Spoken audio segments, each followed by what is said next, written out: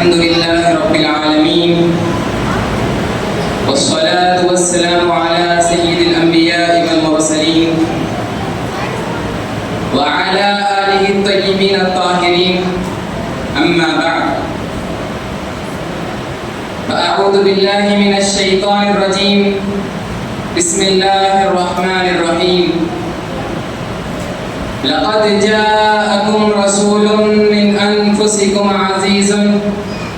عليه ما عنتم حريص عليكم بالمؤمنين رؤوف رحيم صدق الله العظيم وصدق رسوله النبي الأمين الكريم ونحن على ذلك لمن الشاهدين والشاكرين والحمد لله رب العالمين يا صاحب الجمال ويا سيد البشر من وجهك المنير لقد نور القمر لا يمكن الثناء كما كان حقه بعد خدا بزرگتہ قصہ مختصر بس نور پاک رب العالمین پیدا ہوئے مبدع کونوں و ختم المرسلی پیدا ہوئے جان عالم قبلہ اہل یقی پیدا ہوئے شکر عزت رحمت للعالمین پیدا ہوئے دھوم تھی عالم نے خورشید کرم تالے ہوئے ہاں کرے تعظیم اب نور قدم تالے ہوئے شہنشین پہ جلوہ فروز استاد محترم اور عزیز سامعین حضرات اللہ جل شانہ و امن والہ کا بے انتہا فضل و احسان ہے کہ اس نے ہمیں امت محمدی میں پیدا فرمایا اور قرآن جیسی نعمت عظمیٰ سے سرفراز فرمایا اور اللہ تبارک و تعالیٰ نے ہمیں صحیح العقیدہ اور اللہ والوں سے رابطہ عطا فرمایا جیسا کہ آپ جانتے ہیں ماہ ربیع الاول کا مہینہ چل رہا ہے یہ وہ مہینہ ہے جس میں اللہ تبارک و تعالیٰ نے اپنے پیارے محبوب کو ہمیں عطا فرمایا ہے یہ وہ مہینہ ہے جس کے بارے میں علماء لکھتے ہیں یہ وہ مہینہ ہے جو تمام مہینوں سے افضل ہے حتیٰ کہ رمضان مبارک کی شان بھی اس مہینے سے کم ہے وجہ یہ ہے کہ رمضان مبارک میں اللہ تبارک و تعالیٰ نے اپنے کلام میں ارشاد فرماتا ہے شہر رمضان الذی انزل فیہ القرآن رمضان وہ مہینہ ہے جس میں ہم نے قرآن کو نازل کیا اور یہ وہ مہینہ ہے جس میں صاحب قرآن تشریف لائے اس میں وہ مہینے میں قرآن آیا اور یہ وہ مہینے میں سرکار دو عالم صلی اللہ علیہ وسلم تشریف لائے ہماری حقیقی عید تو اسی ماہ مبارک میں ہے اگر وہ ہمیں عطا نہ ہوتے تو غرض کے ایمان رمضان قرآن یہ کوئی چیز ہمیں نہ ملتی اگر وہ پیدا نہ کیے جاتے تو ہم کیا کائنات کا کوئی ذرہ بھی معرض وجود میں نہ آتا یہ سب انہی کا صدقہ ہے کہ اللہ تبارک و تعالیٰ نے ہمیں اپنا محبوب عطا فرما کر ہم پر بڑا احسان کیا ہے آپ دیکھیے آپ کی ولادت باسعادت کا مہینہ ربیع الاول ہونے کی وجہ یہ ہے کہ ربیع کے معنی بہار ہے جب موسم بہار آتا ہے تو مردہ زمین زندہ ہو جاتی ہے خشک زمین میں پھر سے ہریالی اگاتی ہے جو باغ و چمن سوکھ چکے تھے وہ پھر سے ہرے بھرے اور تر و تازہ ہو جاتے ہیں اسی طرح اللہ سبحانہ و تعالی اپنے پیارے محبوب کو بھیج کر یہ اشارہ فرما رہا ہے کہ اے لوگوں جو تم میں رسول تشریف لا رہے ہیں یہ وہ رسول ہے جو مردہ دلوں کو زندگی بخشنے والے ہیں جو لوگ ظلم ستم کے تلے ڈوبے ہوئے ہیں ان پر رحم و کرم فرمانے والے ہیں جو لوگ یاد خدا سے دور ہو چکے تھے ان پر رحم و کرم فرما کر ان کو یاد خدا سے معمور کرنے والے ہیں قربان جاؤں میرا ہے دو جہاں محمد رسول اللہ صلی اللہ علیہ وسلم پر اگر وہ ہمیں عطا نہ ہوتے تو ہم یہ سب چیزوں سے یہ سب جو آپ دیکھ رہے ہیں یہ سب چیزوں سے ہم محروم رہتے تھے اس طرح اللہ آپ ذرا غور فرمائیے جب دنیا میں بچے پیدا ہوتے ہیں تو روتے ہوئے پیدا ہوتے ہیں لیکن میرے آقا کی شان دیکھیے آپ مہکتے ہوئے تشریف لا رہے ہیں آپ جب دنیا میں تشریف لائے سجدہ کرتے ہوئے کلمہ طیبہ پڑھتے ہوئے ساری کائنات کو مسرت اور شادمانی سے نوازتے ہوئے دنیا میں تشریف لا رہے ہیں صحیح مسلم میں آتا ہے کہ حضرت ابو ہریرہ رضی اللہ عنہ سے روایت ہے کہ وہ فرماتے ہیں کہ آقا نے فرمایا کہ اللہ تبارک و تعالیٰ نے ساری زمین کو میرے خاطر سجدہ گاہ بنا دی گئی اور میری خاطر ساری زمین کو پاک کر دی گئی دیکھیے پچھلی قوم کے لیے یہ حکم تھا کہ اگر عبادت کرنا ہو تو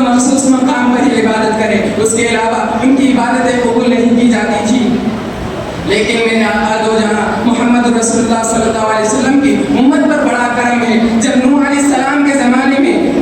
تمام دنیا زیر آب ہو گئی تھی, اللہ تبارک و تعالیٰ نے ساری زمین کو پانی کے ذریعے پاک کرنے کی کوشش کی, پاک کرنے کی تھی لیکن پاک نہیں ہوئی. جیسے میرے آقا کا قد مبارک پڑھنا کیا تھا, اللہ تبارک و تعالیٰ نے ساری زمین کو پاک ہی نہیں بلکہ پاک کرنے والی بنا دی گئی. بلکہ پاک اسی طرح پچھلی قوموں میں یہ حکم نہیں تھا, تیمم کا حکم نہیں تھا, لیکن میرے آقا کے قدموں کی برکت سے اللہ تبارک و تعالیٰ نے آپ کی زمین کو پاک ہی نہیں, اگر آپ کی امتی کو کسی وقت پانی میسر نہ ہو تو آپ کی امتی مٹی سے تیمم کر کے پاکی حاصل کر سکتا ہے. یہ سب میرے آقا کے دو جہاں محمد رسول اللہ صلی اللہ علیہ وسلم کا صدقہ ہے. آپ دیکھیے میں نے جس آیت کریمہ کی تلاوت کی تھی اس کے تحت حضرت عبداللہ بن عباس رضی اللہ عنہ سے روایت ہے کہ آپ فرماتے ہیں کہ حضرت موسیٰ علیہ السلام کو جب کوہ طور پر نوازا گیا تو اللہ تبارک و تعالیٰ سے موسیٰ علیہ السلام نے عرض کیا, الہی تو نے مجھے ایسا مقام عطا فرمایا, مجھ سے پہلے کسی نبی کا ایسا مقام نہیں فرمایا. اللہ تبارک و تعالیٰ فرماتا ہے, اے موسیٰ جو تمہیں دیا گیا اس پر شکر کرو اور آخری سانس تک توحید اور محمد صلی اللہ علیہ وسلم سے محبت کرو. موسیٰ علیہ السلام نے عرض کیا, الہی تیری توحید کے ساتھ محمد صلی اللہ علیہ وسلم کی محبت ضروری ہے. تو اللہ تعالیٰ نے فرمایا, اے موسیٰ سنو, اگر محمد اور ان کی امت نہ ہوتی تو میں کسی چیز کو پیدا نہ کرتا, میں زمین کو پیدا نہ کرتا, میں آسمان کو پیدا نہ کرتا, میں ذات و دن کچھ نہیں رکھتا. اے موسیٰ میں تجھے بھی پیدا نہ کرتا. حدیث قدسی ہے, لولاکا لما اظہرت الربوبیت, اگر محبوب آپ نہ ہوتے, اگر میرے آقا آپ نہ ہوتے تو میں اپنی ربوبیت کو بھی ظاہر نہ کرتا. آپ غور فرمائیے اللہ تبارک و تعالیٰ نے ہمیں کیسی کیسی نعمتوں سے اور نعمت عظمیٰ سے سرفراز فرمایا, مگر کبھی یہ نہیں کہا کہ ہم نے مومنوں پر بڑا احسان کیا, ہم نے لوگوں پر بڑا احسان کیا. جب اپنے آقا کی بات, آپ اپنے آپ کو ہی دیکھ لیں, آپ اپنے کان, آنکھ, ناک آپ دیکھ لیں, اگر ساری کائنات کی قیمت مل کر ان کی حق ادا نہیں کر سکتی, مگر کبھی یہ نہیں فرمایا کہ ہم نے مومنوں پر احسان کیا, بلکہ یہ فرمایا وَإِن تَعُدُّوا نِعْمَتَ اللَّهِ لَا تُحْصُوهَا, اگر تم اللہ کی نعمتوں کا شمار کرنا چاہو تو شمار نہیں کر سکتے. اور پھر کمال یہ ہوا جب اپنے آقا کو محمد رسول اللہ صلی اللہ علیہ وسلم کو دنیا میں بھیجا تو ارشاد فرماتا ہے لقد من اللہ علی المؤمنین اذ بعث فیہم رسولا, ہم نے مومنوں پر بڑا احسان کیا, ان میں بڑی عظمت والا رسول بھیجا. معلوم ہوا یہ وہ نعمت عظمیٰ ہے جس پر اللہ تبارک و تعالیٰ نے احسان جتایا. احسان اس نعمت پر ہوتا ہے جبکہ خالق ہے, خالق احسان جتا رہا ہے تو معمولی احسان نہیں, احسان اس نعمت پر ہوتا ہے جس پر اللہ تبارک و تعالیٰ نے ناز کیا ہو. یہ وہ نعمت عظمیٰ ہے جس پر اللہ تبارک و تعالیٰ نے مومنوں پر احسان جتایا. آپ ذرا غور فرمائیے, میں نے جس آیت کریمہ کی تلاوت کی تھی اس کے تحت اس کی دو قراتیں ہیں, یعنی انفسکم کی دو قراتیں ہیں, ایک پا پر پیش اور دوسری پا پر زبر, یعنی انفسکم تم میں سے نفیس ترین, وہ تم میں سے نفیس ترین جماعت سے آئیں گے. اللہ تبارک و تعالیٰ نے جب آقا کو بھیجنا چاہا تو تمام دنیا کو دیکھا, دنیا میں عرب افضل, عرب میں قریش افضل, قریش میں بنو ہاشم افضل, تو اللہ تبارک و تعالیٰ نے آپ کو بنو ہاشم میں محفوظ فرمایا. آپ جس زمانے میں آئے وہ تمام زمانہ افضل, آپ جس گھڑی میں آئے وہ تمام گھڑی افضل, آپ جس زمانے میں آئے وہ تمام زمانہ افضل. آپ کے صحابہ کائنات سے افضل, آپ کی امت تمام امتوں سے افضل, آپ کے صحابہ کائنات سے افضل. آپ کا گھر خدا کا گھر, آپ کا دیکھنا خدا کا دیکھنا, آپ کا سننا خدا کا سننا, آپ کا دیکھنا خدا کا دیکھنا, آپ کا سننا خدا کا سننا. فاضل بریلوی رحمۃ اللہ فرماتے ہیں یہی بخدا خدا کا یہی ادھر, نہیں اور کوئی مفر مقر جو وہاں سے ہو یہاں آ کے ہو, جو یہاں نہیں تو وہاں نہیں.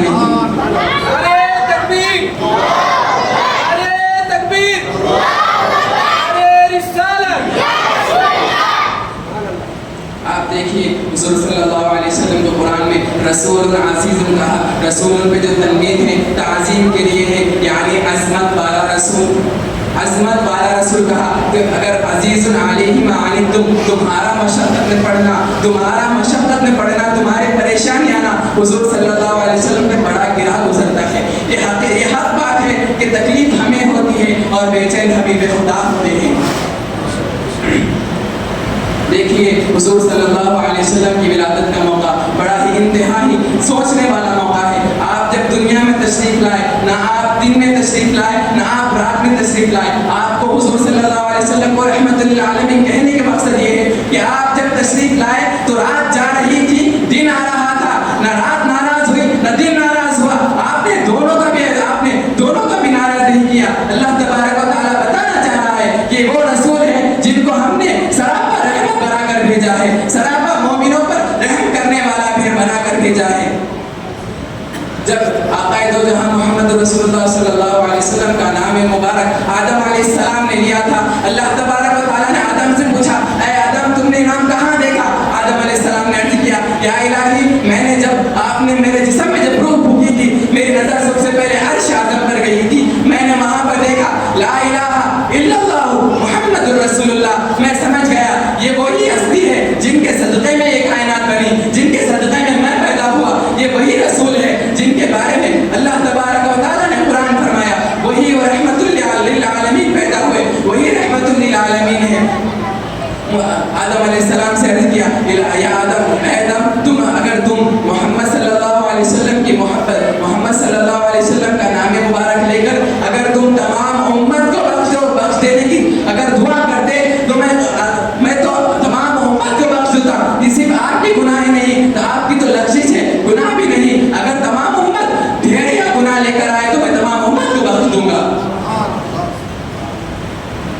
آپ غور فرمائیے، جب اللہ تبارک و تعالیٰ نے اپنے حبیب میں عطا فرمایا تو کہا ہم نے مومنوں پر بڑا احسان کیا. یعنی احسان نہیں، یہ احسان کیا. احسان کیا ہوتا ہے کہ مومنوں پر بڑا احسان کیا. جب اللہ تبارک و تعالیٰ نے مومنوں پر احسان کیا تو سمجھ میں آیا کہ اب تمہارے پر لازم ہے کہ تم احسان کا بدلہ چکاؤ.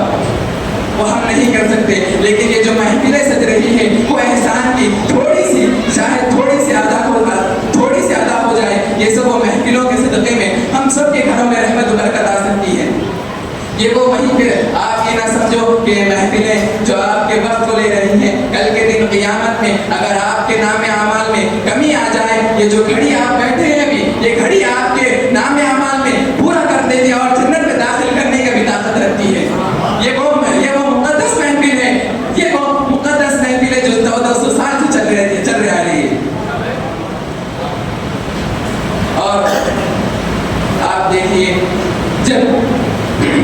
ایک مرتبہ حضرت انس رضی اللہ عنہ کی بارگاہ میں ایک شخص حاضر ہوتا ہے اور عرض کرتا ہے یا رسول اللہ قیامت کب آئے گی؟ تو رسول اللہ صلی اللہ علیہ وسلم ارشاد فرماتے ہیں کیا تم نے قیامت کی تیاری کر لی ہے؟ تو شخص نے کہا یا رسول اللہ میرے پاس نمازوں کا ذخیرہ نہیں، یا رسول اللہ میرے پاس روزوں کا انبار نہیں، یا رسول اللہ میرے پاس ایسی کوئی نیکی نہیں جس کے صدقے میں جنت میں جاؤں، یا رسول اللہ میرے پاس میں نے ذاتی نیکیاں بھی نہیں کی، مگر میرے پاس اللہ اور اس کے رسول کی محبت کے چراغ میرے دل میں روشن ہے، اللہ اور اس کے رسول کی محبت میرے دل میں تمام چیزوں سے افضل ہے. تو سرکار دو عالم صلی اللہ علیہ وسلم کو لب کو جنبش ہوئی. آپ نے تھوڑا سا مسکرایا اور کہا بے شک تم میرے ساتھ جنت میں رہو گے. تو معلوم ہوا نام اعمال، تو معلوم ہوا اعمال کے لیے ایمان ضروری ہے، اعمال کے لیے ایمان ضروری ہے اور ایمان کے لیے محبت رسول ضروری ہے. جب تک آپ کے دل میں محبت رسول نہیں آئے گا تو آپ کے تمام اعمال رائگا جائیں گے، آپ کے منہ پر پھینک دیے جائیں گے. یہ سب صدقہ آقائے دو جہاں محمد رسول اللہ صلی اللہ علیہ وسلم کے صدقے میں ہے. لوگ کہتے ہیں کہ حضور صلی اللہ علیہ وسلم کا صدقہ کیا ہے ہمیں نہیں پتا. آپ ذرا غور فرمائیے، کیا لوط علیہ السلام کے زمانے کے قوم، کیا لوط علیہ السلام کے زمانے کے گناہ ہمارے قوم میں موجود نہیں ہیں؟ کیا جتنے انبیاء پچھلے گزرے ہیں ان کی جو قوموں نے گناہ کیا، یہ گناہ ہماری قوم میں نہیں ہے؟ پھر کیوں اللہ تبارک و تعالیٰ ہماری قوموں پر عذاب نہیں اتار رہا ہے؟ یہ اشارہ فرما رہا ہے کہ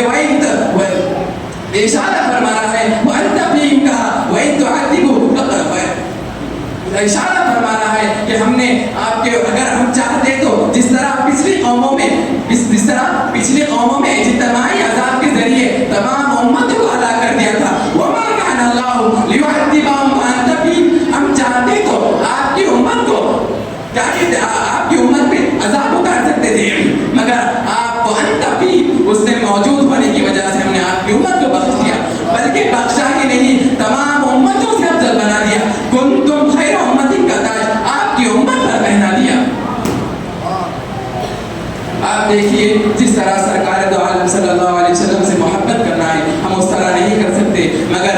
نے جتنی کوشش کی، ہم جس طرح ہمارے استاد محترم یہ محفلوں کو سجا کر یہ بتانا چاہ رہے ہیں کہ کل کے دن اگر آپ کی آنے والی اولاد اگر یہ نظام آپ نہیں رکھیں گے، کل کے دن آپ جس طرح لوگ سرکار دو عالم صلی اللہ علیہ وسلم کے بارے میں کتنا برا کہتے ہیں، آپ کو میں الفاظ نہیں لے سکتا، ویسے الفاظوں سے آپ کو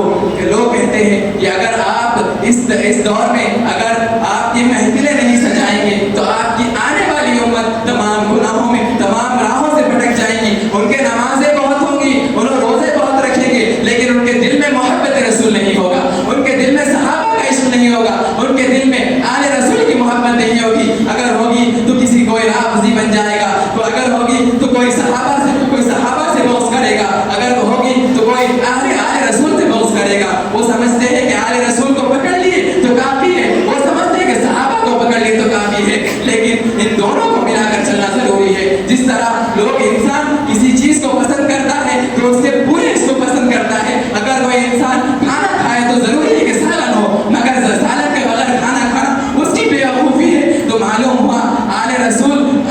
کی محبت اور صحابہ کی محبت یہ دونوں ضروری ہے۔ جب تک آپ کے دل میں ان کی محبت نہیں آئے گی، آپ کے تمام آپ کے عمل رائگاں جائیں گے۔ آپ دیکھیے، میں نے جس آیت کریمہ کی تلاوت کی تھی، اللہ تبارک تعالیٰ فرماتا ہے رسول عزیز علیہ ما عنتم، تمہارا مشقت میں پڑھنا ان پر بڑا گرا گزرتا ہے۔ تو معلوم ہوا کہ تکلیف ہمیں ہوتی ہے، بے چین حبیب خدا ہوتے ہیں۔ وہ کس طرح، ذرا دیکھیے، جب سرکار ایک صحابی نے عرض کیا یا رسول اللہ اگر ہم آپ کو قیامت پہ ڈھونڈنا ہو تو کہاں ڈھونڈیں گے؟ معمولی سے ضروری بات ہے، قیامت کا عالم ہوگا، تمام دنیا نفس نفسی کے عالم میں ہوگی، تمام لوگ اپنے گناہوں کے پسینے میں ڈوبے ہوں گے، جب امت پریشان ہوگی، سبا نیزے پہ سورج ہوگا، زمین تانبے کی ہوگی، آسمان لوہے کا ہو جائے گا، کس طرح شدت کی گرمی ہوگی۔ تو صحابہ نے عرض کیا یا رسول اللہ اگر ہم آپ کو حشر کے میدان میں ڈھونڈنا ہو تو کہاں ڈھونڈیں گے؟ قربان جاؤ میرے آقا دو جہاں محمد رسول اللہ صلی اللہ علیہ وسلم پر، آپ فرماتے ہیں جہاں میری امت کے اعمال دھولے جا رہے ہوں گے میں وہاں موجود رہوں گا، اگر میرے امتی کے عمل میں اگر کوئی کمی آ جائے تو میں اسے پورا کر دوں گا۔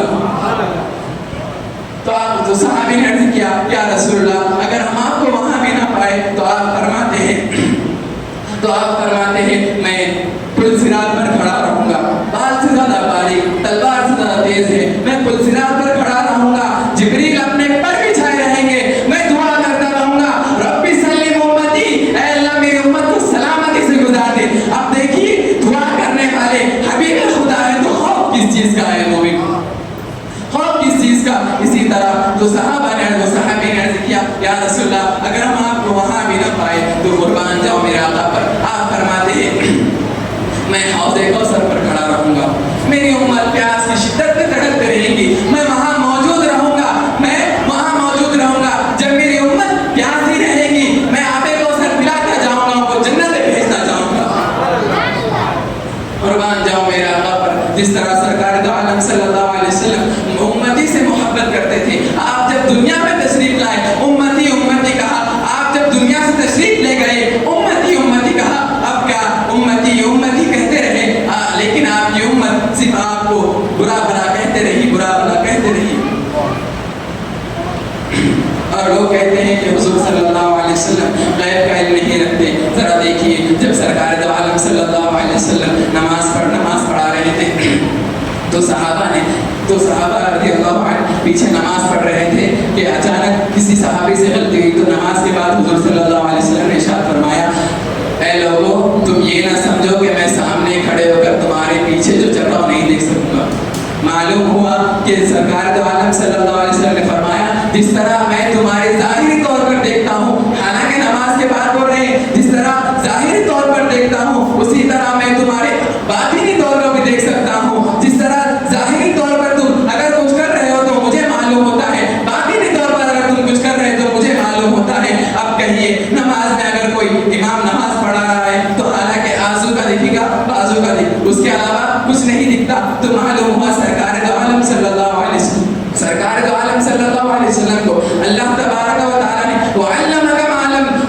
من لدن علما، ہم نے آپ کو اے حبیب آپ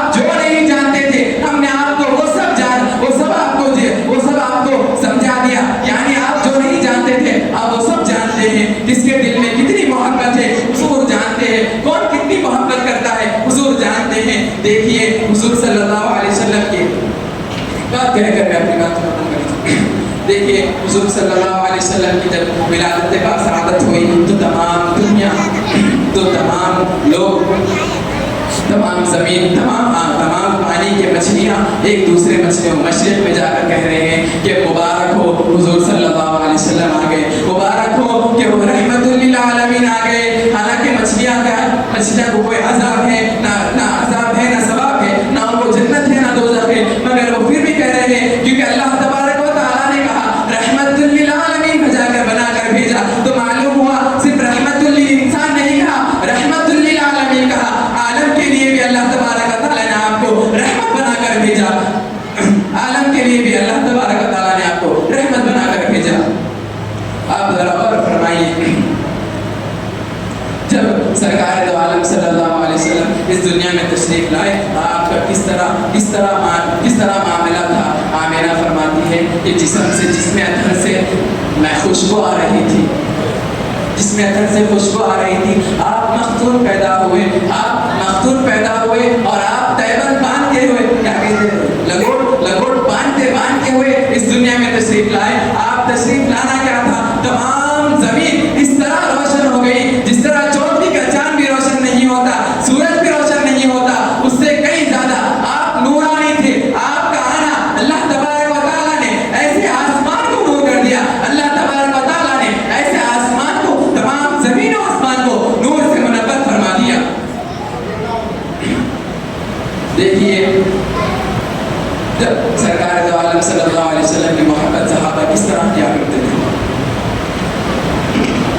آپ دیکھیے صحابہ کا ادب کس طرح تھا. ایک مرتبہ سرکار دو عالم صلی اللہ علیہ وسلم ایک جگہ سے جا رہے تھے جہاں ٹریننگ کے لیے ہوئی تھی. آپ وہاں سے گئے تو اپنی گردن مبارک کو جھکا کر گئے، تو تمام صحابہ بھی اپنی گردن مبارک کو جھکا کر نکل گئے. ایک صحابی جو پست قد تھے انہوں نے بھی اپنی گردن مبارک کو جھکایا. تو صحابہ نے عرض کیا ارے آپ تو پست قد ہے، آپ کو کیا ضرورت گردن جھکانے کی. تو صحابہ کا جواب دیکھیے، وہ فرماتے ہیں میں کیسے اپنی گردن کو اٹھا کر لے جاؤں، میں کیسے اپنی گردن کو اٹھا کر لے جاؤں جب میرے آقا اپنی گردن مبارک کو خم کر کے لے جاتے ہیں. میں کون ہوتا ہوں جو اپنی گردن کو اٹھا کے لے کے جاؤں. ایسا عقیدہ تھا صحابہ کا. علامہ اقبال فرماتے ہیں کہ محمد سے وفا تو نے تو ہم تیرے ہیں، یہ جہاں چیز ہے کیا لہو